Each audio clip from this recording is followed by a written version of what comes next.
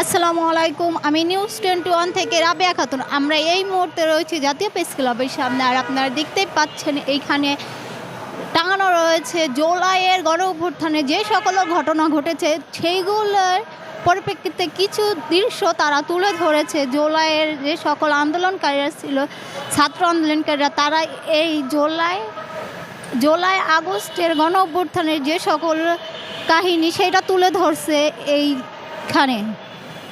আপনাদেরকে ঘুরে ঘুরে আমি দেখাবো জুলাই আন্দোলনে কি হয়েছিল।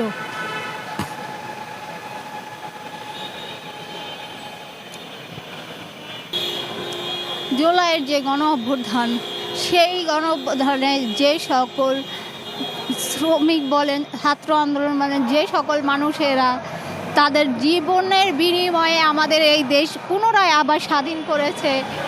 আমরা দেখতেই পাচ্ছি যে সকল মানুষেরা তাদের জীবনের বিনিময়ে আমাদের এই দেশ স্বাধীন করেছে, তাদেরকে নিয়ে আবারও এইখানে গণ অভ্যুত্থানের এই বিষয়টি তুলে ধরা হয়েছে।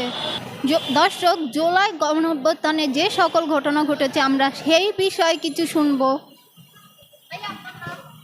সাইফুল্লাহ।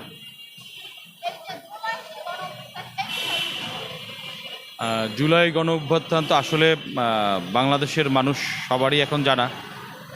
তো আমরা এই যেটা করেছি এটা জুলাই গণ অভ্যুত্থানের উপরে ভিত্তি করে, এবং গেল 17 বছর যেই হাসিনার স্টিম রোলার চালিয়েছে এর কিছু দৃশ্য, কিছু চিত্র আমরা তুলে ধরার চেষ্টা করেছি আর কি গ্যালারির মাধ্যমে। এটা শুরু হয়েছে জুলাইয়ের 25 তারিখে এবং এটা চলবে 36শে জুলাই পর্যন্ত। 36শে জুলাই এখানে হাসিনার ফাঁসির কার্যকর করে, তাকে ফাঁসিতে ঝুলিয়ে ফাঁসি কার্যকর করে দেন আমাদের এইটা সম্পন্ন হবে প্রতীকীভাবে আর কি। আচ্ছা, আপনারা যে এইখানে এই হাসিনার ফাঁসি করছেন, এই বিষয়ে কি আপনাদেরকে রাজনৈতিক কোনো করা আছে কি? না, আমাদের সংগঠনটা হচ্ছে একটা অরাজনৈতিক সংগঠন, শিল্পী, সাহিত্যিক, সাংবাদিকদের এই সংগঠনটা জাগ্রত জুলাই। আমাদের কোনো রাজনৈতিক কোনো সংগঠন মানে কারোর সাথে কোনো নাই, সংযোগ নাই। আমরা এটাই শিল্পীরা মিলেই করেছি মূলত।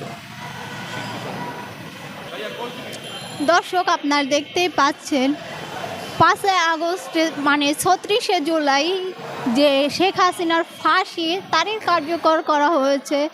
তারই পরিপ্রেক্ষিতে তারা এই আন্তর্জাতিক অপরাধ ট্রাইব্যুনালটি বানিয়েছে জাতীয় প্রেস ক্লাবের সামনে।